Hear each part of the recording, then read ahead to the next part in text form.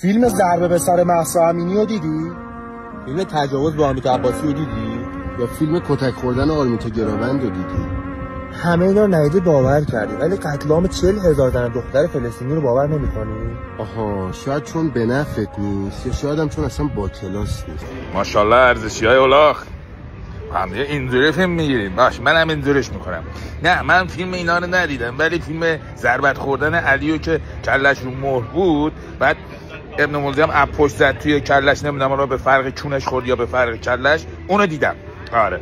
بعد فیلم 300 تا زن گرفتن حسن دیدم. فیلم کربلا رو که خیلی دیدم.